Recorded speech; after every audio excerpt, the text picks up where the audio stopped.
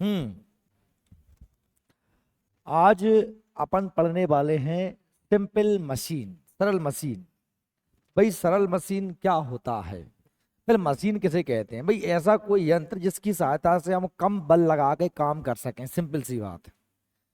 ठीक। जैसे मान लीजिए, अगर आपसे मैं कहूं कि कोई पत्थर पड़ा है, उसको आप उठा दो, तो हाथ से उठाओगे तो ज्यादा दिक्कत आएगी, ज्यादा हैवी है तो उसे नहीं उठा पाओगे, है ना।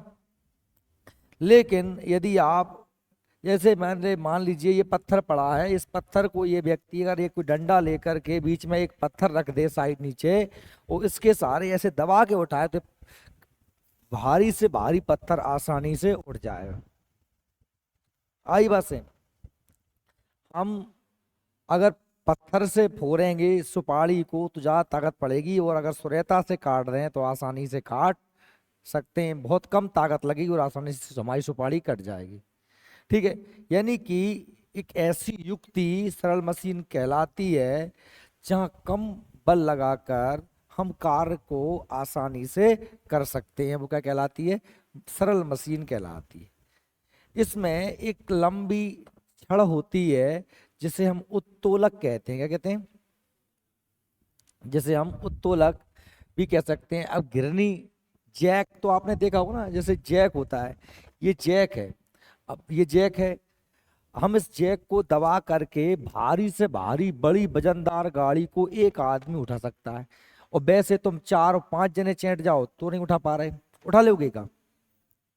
लेकिन बड़े से बड़े ट्रैक्टर को, हार्वेस्टर को अपन जैक लगा के उसको पूरा ऊंचा कर देते हैं। घिरनी है, अगर आप लोग देखेंगे घिरनी, जो कुआं से हम पानी खींचते हैं, ये कुआं से पानी खींचते हैं, ये घिरनी है। अगर मैं सीधे पानी खींचूंगा तो बहुत ताकत पड़ेगी, लेकिन घिरनी से बड़े आसानी से पानी हम खींच लेते हैं। वो क्या रहा है, जरा सा दिमाग लगाओ कि हम सीधी ताकत न लगा करके अपना जो बल है उसको एक अक्ष, एक बिंदु, एक एक्सल के परितः चारों ओर घुमा रहे। देखिए, जैसे मैंने कहा, ये घिरनी है, यहाँ पर हमने बाल्टी लटका दी और यहाँ पर हमने हाथों से खींचा। ये क्या हो गया? एक अक्ष हो गया जिसकी चारों तरफ घूम रहा है। जैसे मैंने कहा, ये आदमी यहाँ ताकत लगा रहा है और ये वजन है, और ये क्या है, इसके चारों तरफ ये डंडा घूम रहा है। ये नीचे हो जाएगा, ऊंचा उठ जाएगा, क्योंकि इस बिंदु से उसका क्या हो गया? अक्ष हो गया। तो क्या कह रहे हैं, देखिए कि सरल मशीन एक ऐसी युक्ति होती है जो किसी सुविधाजनक बिंदु पर एक बल लगाकर, जहां हमको आसानी हो, बल लगाकर किसी दिशा अथवा कार्य को संपन्न करती है। जैसे कि उत्तोलक, ये डंडा क्या है? उत्तोलक। जैसे कि सब्बल है, कोई सब्बलिया है, वन निकालते हैं ना सब्बल से। ये घिरनी, ये जैक, ये क्या है? उत्तोलक के या सिंपल मशीन के ये क्या है? एग्जाम्पल है। ठीक है। अब इसमें क्या होता है कि हमको तीन पॉइंट याद रखने होते हैं। तीन पॉइंट क्या होते हैं, उन्हें पहले दिमाग में लगा लीजिए। तीन बिंदु आप याद रखेंगे, आप इन बिंदुओं को आप भूलें सकते हैं क्योंकि एक जैसे बिंदु है, इसलिए अच्छे से पढ़ लेना कि जहां पर ताकत लगाई जाती है उसे कहते हैं आयास। क्या कहते हैं? आयास। जिसे ई से डिनोट किया जाता है, ई से दर्शाते हैं। क्या दर्शाते हैं? ई से। आयास कुछ कुछ, आयास कुछ कुछ प्रयास जैसा है ना। जैसे आयास, प्रयास, कोशिश, बात समझ रहे हो? जहां हम ताकत लगाते हैं उस जगह को क्या बोलते हैं? आयास। जहां से हम काम करते हैं, चाहे तो काट रहे हो, दबा रहे हो, पीस रहे हो, कुछ भी कर रहे हो, मतलब वहां पर क्या लिया जा रहा है? वजन लिया जा रहा है। क्या लिया जा रहा है? वजन। भार क्या है? भार। इसको दर्शाते हैं डब्ल्यू से। वेट क्या है? जिस बिंदु के परितः चीज घूमती है, वह बिंदु जिसके परितः चीज घूमती है, यानी कि वह छेद जहां से वो अभिलंब चारों तरफ घूम सकता है, उसे हम कहते हैं क्या? आलंब। जिसे ऐप से दर्शाते हैं। क्या दर्शाते हैं? आप भार, ये आयास, ये भार और ये अवलंब। आयास क्या है? जहां बल लगाया जाता है। भार क्या है?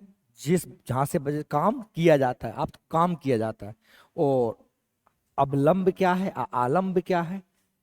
जिसके चारों तरफ। ये समझ रहे हैं मेरी बात? तो ये 3 बिंदु याद रखना। अब 3 बिंदु को इनको देखिए, जैसे कि हम उत्तोलक है, लीवर क्या है, एक सीधी या टेढ़ी मेढ़ी कोई भी डंडी है, एक कोई छड़ी है, कोई छड़ है, कोई सब्बल है, कोई भी चीज हो सकती है, उसे हम क्या कहते हैं, लीवर। अंग्रेजी में, हिंदी में उत्तोलक कहते हैं। क्या कहते हैं? अब उस डंडे में 3 पॉइंट होंगे, एक आलंब होगा, एक आयास होगा और एक भार होगा। ठीक है, अब बस इनको ही इधर उधर करते हैं तो 3 प्रकार के क्या हो जाते हैं, हमारी मशीनें हो जाती हैं। एक सीधी या टेढ़ी मेढ़ी दृढ़ मजबूत छड़ होनी चाहिए। नहीं, मैंने कहा कि पत्थर को उठा रहा हूं और प्लास्टिक की छड़ थी, बीच में रख दिया छोटा सा एक कोई टुकड़ा, वो दबा के उठाया तो बीच में से नबी गया, टूट ही गया। बात समझ में आ रहा है? तो फिर वो काम नहीं। कैसे होनी चाहिए? दृढ़, सीधी या टेढ़ी मेढ़ी चल सकती है, जो किसी भी निश्चित बिंदु के चारों ओर स्वतंत्रता पूर्वक घूम सके, वह निश्चित बिंदु का कहलाएगा। जिसके चारों तरफ घूमेगी आलंब कहलाएगा। फलक्रम। उत्तोलक के 3 मुख्य बिंदु होते हैं। पहला है आलंब, जिसे अंग्रेजी में बोलते हैं फलक्रम। क्या बोलते हैं? फलक्रम। जिसके चारों तरफ वह लीवर या वो जो मशीन है, वो घिरनी है, वो छड़ है जो घूम सके। ठीक है। आलंब वह निश्चित बिंदु है जिसके चारों ओर उत्तोलक की छड़ घूम सकती है। इसे हम एफ से दर्शाते हैं। समझ में आई बात आपको? आयास, अफर्ट, जहां हम अफर्ट लगाते हैं, जहां हम ताकत लगाते हैं, जहां हम काम करते हैं, जहां हम बल लगाते हैं, उसे आयास, प्रयास, अफर्ट कहते हैं। इसे क्या दर्शाते हैं? ई से। क्या दर्शाते हैं? ई से। उत्तोलक के छड़ से जिस बिंदु पर बल लगाया जाता है उसे आयास कहते हैं। इसे ई से सूचित करते हैं। क्या दर्शाते हैं? ई से। ताकत लगाओगे वहां तो क्या कहलाएगा? अफर्ट कहलाएगा। क्या कहलाएगा? अफर्ट। बल लगा रहे हो, प्रयास कर रहे हो। ठीक। भार, जिसे हम लोड भी कह सकते हैं, इसे हम डब्ल्यू से दर्शाते हैं। ठीक है। उत्तोलक की छड़ के द्वारा बोझ उठाया जाता है। अब जरूरी नहीं कि बोझ उठा रहा हूं, अब मैं कैंची से कौन सा बोझ उठा रहा हूं, काट रहा हूं, तो वो काटना भी क्या कहलाएगा? बोझ उठाना ही कहलाएगा। जैसे मैं गिरनी से खींच रहा था, लीवर जैक से उठा रहा था, अब मैं से जूस जूस निकालनी है, उसमें दबा रहा हूँ चीजें, तो कहीं पर भार उठाते हैं, कहीं पर कुछ उठाते हैं। ठीक है। उत्तोलक के छड़ द्वारा बोझ उठाया जाता, भार कहलाता, इसे डब्ल्यू से सूचित किया जाता है। ठीक। तो आपको तीनों बिंदु समझ में आए कि एक लंबी टेढ़ी मेढ़ी या सीधी मजबूत छड़ को हम लीवर कहते हैं। इस लीवर जिस बिंदु के चारों तरफ घूमते हैं उसे हम क्या कहते हैं? उसे हम कहते हैं आलंब। फलक्रम जिसे अंग्रेजी में कहा जाता है। और आयास, जिसे ई से दर्शाते हैं, इसे अफर्ट अंग्रेजी में कहते हैं। जहां हम बल लगाते हैं उसे आयास कहते हैं। ठीक है। और वह बिंदु जहां से कार्य किया जाता है, वजन उठाया जाता है, उसे हम डब्ल्यू से दर्शाते हैं। इसे हम भार या लोड या वेट कह सकते हैं। ठीक है। क्लियर? तीनों पॉइंट होते हैं, कोई दिक्कत नहीं है आप लोगों को। ये इस तरीके से हम तीनों पॉइंट को देख सकते हैं कि ये डब्ल्यू है भार, ये आलंब है और ये आयास। अब देखो, मैंने कहा ये सीधी छड़ थी तो ये क्रम कुछ और है। अब ये बिंदु ही बदलेंगे। जैसे मैंने कहा, देखिए एक छड़ है, कभी आपको अब ये याद रखना है बस कि बीच में कौन है, बीच में कौन है। तीनों पॉइंट बन सकते हैं बच्चों। एक बार बीच में क्या हो सकता है? आलंब हो सकता है। क्या हो सकता है? एक बार क्या हो सकता है? भार हो सकता है। और एक बार क्या हो सकता है? आयास हो सकता है। बस मेरे हो 3 प्रकार की मशीनें हो जाती हैं कि एक बार आलंब भार में, एक बार भार, एक बार आयास। तो 3 श्रेणी की मशीनें कही जाती हैं। अब देखिए, आपको यही याद रखना कि प्रथम श्रेणी की मशीन में क्या रहता है बीच में, द्वितीय श्रेणी की बीच में क्या रहता है, और तृतीय श्रेणी के बीच में क्या रहता है। मध्य का बिंदु याद रखना है। केवल क्या बिंदु रखना है? बीच वाला बिंदु याद रखना है। जैसे मैंने कहा कि उत्तोलक 3 प्रकार के होते हैं। प्रथम वर्ग के उत्तोलक, पहले वर्ग के उत्तोलक वो होते हैं, सरल मशीन वो होती है क्या, जिसमें ध्यान से पढ़ना, इस प्रकार के उत्तोलक में आलंब एफ, आयास ई तथा भार डब्ल्यू के बीच में होता है। कौन होता है बीच में? आलंब। आलंब आयास और भार के बीच में स्थित है। यानी हमको याद रखना कि पहली श्रेणी के बीच में कौन है? आलंब। कौन है? आलंब। अब आलंब बीच में है तो एक तरफ भार होगा, एक तरफ आयास होगा। और ऐसा कुछ नहीं कि इस तरफ भार होगा इस तरफ आयास, तो तुम कैसे ही पकड़ लो, क्या दिक्कत है? बस याद क्या रखना है कि बीच में क्या होता है? आलंब। आलंब वह बिंदु जिसके चारों तरफ कोई छड़ घूम सकती है। अब तुम देखो, चाहे तो तुम देखो कैंची, ये घूमने वाला बिंदु बीच में है, यहां पकड़ूंगा मैं कैंची को और यहां से काटूंगा, तो बताइए ये क्या है? ये हो गया हमारा आलंब। आलंब को क्या दर्शाते हैं बताइए? एफ से। क्या दर्शाते हैं? एफ से। और यहां पर क्या आएगा? भार, क्योंकि हम काटेंगे यहां से। और यहां पर क्या होगा? आयास। आयास को ई से। बात समझ में आ रही है आपको? अब देखिए ये कैंची, दूसरा हमने कहा ये प्लास है, प्लास में ये इस स्थान पे क्या होगा? आयास होगा। ये क्या है? ये फलक्रम है एफ। और ये क्या है? यहां से तार काटेंगे, ये क्या है? वेट। या अब मैंने कहा कि जैसे आपका ये है तराजू है, क्या है? तराजू। यहीं से घूमेगी ना चीज, घूमने वाली ये छड़ हो गई बीच में, यही है ना घूमने का स्थान, इधर उधर होगी ना, तो ये क्या है आपका? फलक्रम। ये एक तरफ क्या हो जाएगा? एफ। एक तरफ क्या हो जाएगा? डब्ल्यू। ठीक है।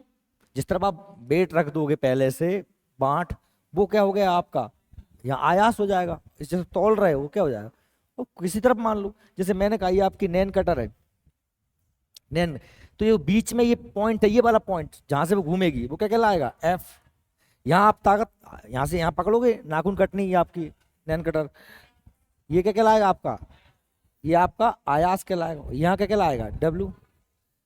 साइकिल देखिए, साइकिल बस दिमाग लगा ना, साइकिल का, साइकिल का जो ब्रेक है, साइकिल का जो ब्रेक है, यहां तुम दबा रहे हो तो ये तो क्या हो गया आपका? डब्ल्यू, सॉरी क्या हो गया? आयास। अब देखिए यहां पर छड़ के परिता घूमेगा, जो रहेगा ना यहाँ पे, ये अपना ब्रेक रहता है, तो बीच में क्या रहता है उसमें? जो घूमने वाला रहता है, तो वो क्या कहलाएगा? अपना बिंदु एफ कहलाएगा। और वो जो दबेगा, कहाँ दबेगा? नीचे, वो क्या कहलाएगा आपका? भार। क्या कहलाएगा? भार। बात सही में आ रही? तो अब आपको ये समझना है कि ये जो प्रश्न आपसे पूछे हैं कि कैंची, प्लास, डंडी वाला तराजू, साइकिल का ब्रेक, नेल कटर, ये सब काय के उदाहरण हैं? प्रथम श्रेणी के उत्तोलक के उदाहरण है, पहली श्रेणी के उत्तोलक उदाहरण है। आज आ रही बात सही? अब इसको पता रटा नहीं जाता, सिर्फ एक चीज याद की जाती है कि ये उदाहरण मैंने आपको दिए, जरूरी है कि इन्हीं में से आ जाए कोई? ये तो मैंने फॉर एग्जाम्पल बताया, तुम इनको रटो, प्लास, कैंची, डंडी, है ना, ब्रेक, फलाना धमाका, पागल हो जाओगे ना, कभी याद होती चीजें। हमें एक ही चीज याद रखना है कि आलंब बीच में होता है, कहानी खत्म। अब वो कोई भी चीज आपके सामने उदाहरण देंगे, आप दिमाग लगाना कि वो बिंदु, घूमने वाला बिंदु कहाँ है, बीच में पड़ रहा है कि नहीं पड़ रहा? बीच में पड़ रहा है तो वो क्या है?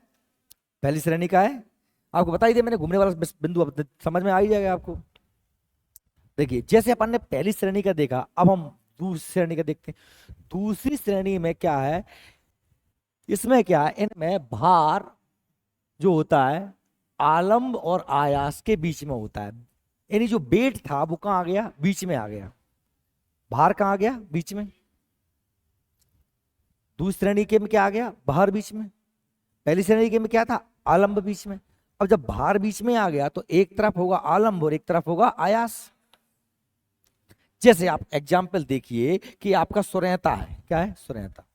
अब इस सुरेहता से आपने यहां पे रख दी मैंने सुपारी, ये सुपारी, इसे काट रहा हूं मैं, तो भाई ये क्या है? भार है, काम तो यहीं पे हो रहा है। यहां से दबाऊंगा तो ये क्या है? आयास। तो ये है बिंदु जिससे घूमेगा, तो इसे क्या बोलेंगे हम? इसे हम आलंब बोलेंगे। क्या बोलेंगे? App, fulcrum. क्या दर्शाएंगे? फलक्रम। ये एकदम सिंपल है कि नहीं? एकदम ऐसे ही सिंपल से क्वेश्चन आएंगे, बताइए कि द्वितीय श्रेणी का उत्तोलक कौन सा होता है? उदाहरण दे दिया आपको, कैंची, सुरेहता, है ना, इस तरीके से।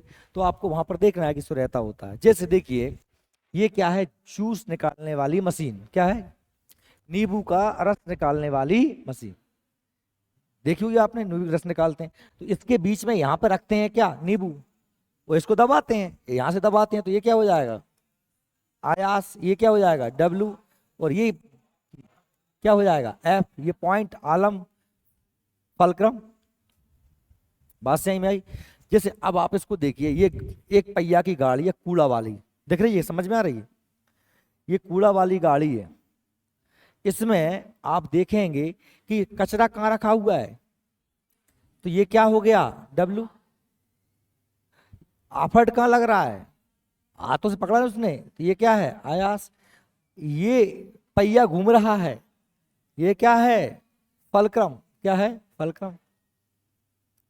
तो क्या कह रहे हैं, नींबू निचोड़ने की मशीन सर्वथा खैनी काटने की मशीन, जो खैनी काटते हैं ऐसी मशीन, और एक पहिए का कूड़ा गाड़ी, ये सब द्वितीय वर्ग के उत्तोलक में आते। पहले क्रम में आलम्ब बीच में था, दूसरे वाले में भार बीच में, तीसरे में क्या बचा आयास बीच में आ जाएगा। अब ताकत लगाऊंगा मैं बीच में, अब मैं ताकत बीच में लगाऊंगा, आ रही बात सही में। पहले हमने घूमने वाला बिंदु बीच में रखा था फल क्रम, दूसरे में हमने बीच में रखा वजन भार डब्लू, तीसरे में रखेंगे हम क्या आयास। बात सही में आ रही है। देखिए अब तीसरे में देखिए तृतीय वर्ग उत्तोलक, इनमें आयास जो होता है क्या होता है आयास आलंब और भार के बीच में होता है। आयास यानी कि प्रयास यानी कि एफर्ट कहाँ होता है बीच में होता है। आप सब ने रोटी सेकी है, चमीटा देखा है रोटी सेकने का, भाई उसमें चमीटा में हम बीच में दबाते हैं, जैसे ये हमारा चमीटा है, ये पापड़ है, कहाँ पकड़ूंगा मैं इसको, यहाँ यहाँ पकड़ूंगा ना बीच में, तो ये बीच में क्या हो जाएगा आयास। पकड़ा कहाँ जा रहा है, तो ये क्या हो गया डब्लू, और ये बिंदु है जिसके परिता घूम रहा है, इसे क्या बोलेंगे, क्या बोलेंगे इसे, इसे बोलेंगे हम अफर्ट, वो फलक्रम, क्या बोलेंगे फलक्रम आलंब। बात सही में आई। जिस देखो मनुष्य का हाथ देखो, अब तुम कहो कि साहब मनुष्य का हाथ भाई किस श्रेणी में आएगा, तो सबसे पहली बात हमें ये देखना है कि तुम लोग अगर ऐसा समझोगे कि साहब जहां से घूम रहा है, जो घूम रहा है, नहीं यहां से नहीं घूम रहा, ताकत हमारी यहाँ लगती है, कहाँ लगती है ताकत, यहाँ लगती है ताकत। कोई भी चीज को उठाना तो ताकत कहाँ से लगाते हैं हम, ताकत यहाँ से लगाते हैं। उठा के देखो कोई भी चीज, कहाँ से ताकत लगती है, यहाँ से, प्रेशर यहाँ पड़ता है, कहाँ यहाँ। ये क्या हो गया भार, ये क्या हो गया आयास, और ये बिंदु इसके पैता घूम रहा है, ये क्या हो गया आलम, ये आलम, ये आयास, और ये भार। ये देखिए यहाँ पे उसने कुछ पकड़ रखा है और इसके घूम रहा है, और ये आयास, ताकत यहां से लग रही है। जब वो करते ना, आपने देखा होगा जिम में ये कलाई की एक्सरसाइज होती है, ऐसे ऐसे घुमाते हैं, घुमाते हैं ऐसे ऐसे, तो यहाँ पे प्रेशर पड़ता है, ठीक है। तो ये क्या कहलाएगा हमारा अफाट, ये हमारा क्या कहलाएगा भार, और ये कहलाएगा हमारा एफ फलक्रम। तो देखिए हल, हल चलाता है आदमी, हल चला रहा है, बताओ उसने ताकत कहाँ लगा रहा है, वो बीच में ताकत लगा रहा है, क्योंकि भार कहाँ पड़ रहा है, ये पड़ रहा है। घूम कहां से रहा है, ये आगे से घूमेगा, ये कहाँ है, इसका क्या हो गया यहां पर, ये आलंब है फलक्रम, क्या है ये फलक्रम है, ये क्या है ये इसका क्या है, अरे भार तो यहां आएगा ना, ये पकड़ रहा है आदमी ने हाथ यहां पकड़ा है, बीच में क्या आएगा उसका आयास, घुमाएगा, ये इसके पैदा घूम रहा है, ये इसने हाथ से पकड़ लिया, काम जो प्रयास कर रहा है बैल वो कहाँ कर रहे हैं, यहीं कर रहे हैं ना, तो यहाँ पर क्या हो जाएगा हमारा, ये हमारा क्या हो जाएगा अफर्ट, क्या हो जाएगा अफर्ट, डब्ल्यू अफर्ट और एफ, ठीक। तो इस प्रकार से ये हमारे तीनों प्रकार के क्या हो गए उत्तोलक हो गए।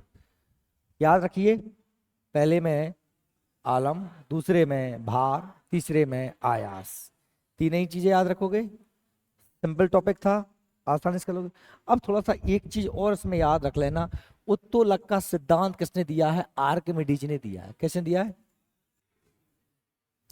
उत्तोलक का सिद्धांत किसने दिया है? आर्किमिडीज ने दिया है। आर्किमिडीज का नाम सुना है आपने? एक बहुत बड़ा वैज्ञानिक रहा है जिसने उत्प्लावन के नियम भी दिए हैं। क्या दिए हैं? तैरने के नियम भी किसने दिए हैं?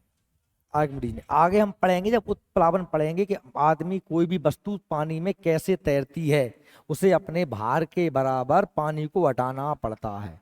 तो हम उत्तोल जब आर्किमिडीज को पढ़ेंगे तो उत्प्लावन, उत्प्लावन माने तैरने के सिद्धांत भी किसने दिया है? आर्किमिडीज, है ना। हम आगे पढ़ेंगे, ये आएगा टॉपिक। तो आर्किमिडीज ने क्या और दिया है? उत्तोलक सिद्धांत, जिसके अनुसार क्या कहा है कि भार गुणा भार भुजा बराबर आयास गुणा आयास भुजा। इससे हम उत्तोलक का जो परिणामिक बल निकाल लेंगे, कार्य निकाल लेंगे।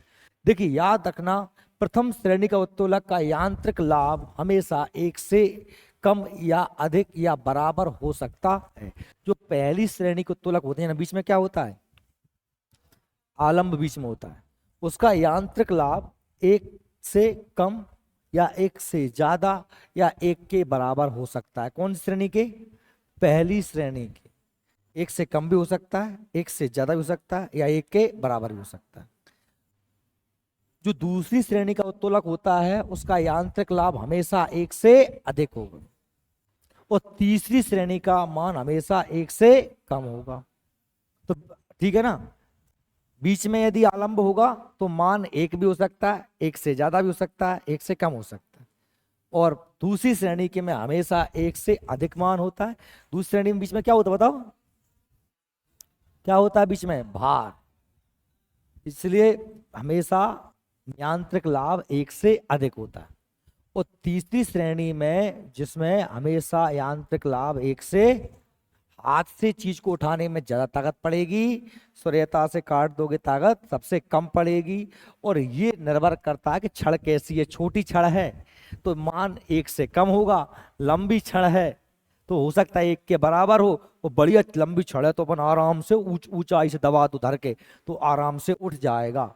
समझ पा रहे हो? नहीं समझ पा रहे? यांत्रिक लाभ मतलब कितनी जल्दी काम कर पा रहे हो आप। छड़ छोटी सी है, अब तुम उससे उठाओगे तो ताकत लगेगी, मान एक से कम हो गया। ज्यादा बड़ी है, थोड़ी सी और बड़ी है तो मान एक के बराबर हो गया। और जो खूब लंबी छड़ है और मोटी छड़ है तो उठा दो, कोई बड़ी सी बड़ी पत्थर को आराम से उठा दोगे। तो मतलब लाभ क्या हो जाएगा? जैक से मशीन तक बड़े बड़े हार्वेस्टर उठ जाते हैं, बड़े से बड़े जैक से। छोटे से जैक से टांग ही छोटी है तो नहीं उठा पा रहे तुम। बात समझ रहे हो? तो इसलिए पहली श्रेणी में यांत्रिक लाभ एक से कम, एक से ज्यादा, एक के बराबर। दूसरी श्रेणी में हमेशा एक से अधिक, तीसरी श्रेणी में हमेशा एक से कम। पहली श्रेणी में मध्य बिंदु होता है आलंब, दूसरी श्रेणी में मध्य बिंदु होता है भार, और तीसरी श्रेणी में मध्य बिंदु होता है आयास। आज इतना ही, क्योंकि आज मुझे जाना है एक कार्यक्रम में। हम ग्रेविटी को पढ़ाएंगे कल, ठीक है? जाए डाल दें।